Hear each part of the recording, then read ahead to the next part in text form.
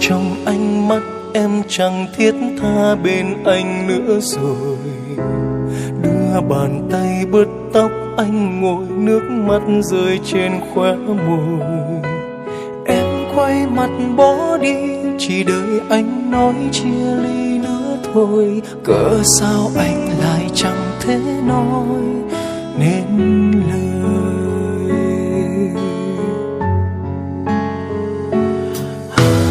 Muốn giữ chặt em mãi nhưng em chẳng ở lại.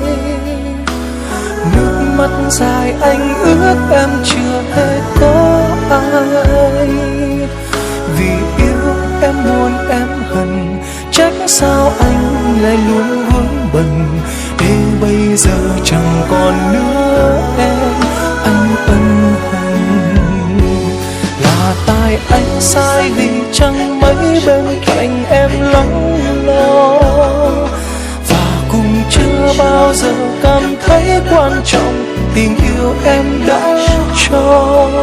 Để anh vui thỏa với người, mấy em cũng chẳng làm sáng tỏ. Cứ phớt lờ chịu đựng chỉ cần. Còn anh bỏ mặc em chưa một lần thấy anh từng đã rất sai. Tưởng rằng em bên cạnh anh mãi để góp nhặt tình yêu sót lại. Rồi khi em kịp hối hận, quãng xuân xanh mà anh giữ chân, cất bước đi bỏ anh nỗi đau thấu trời. Cầm tay em mà tại sao thấy quá xa, rồi anh mơ thấy ta phải mở tình cảm giữa chúng ta.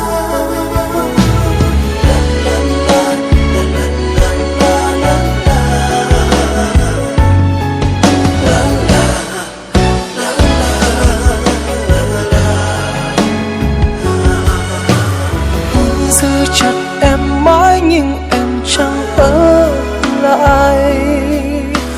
Nước mắt dài anh ước em chưa hề có ai.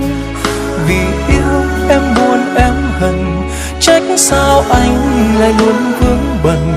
Để bây giờ chẳng còn nữa em, anh ân hận. Là tại anh sai vì chẳng mấy bên cạnh em lắng lo.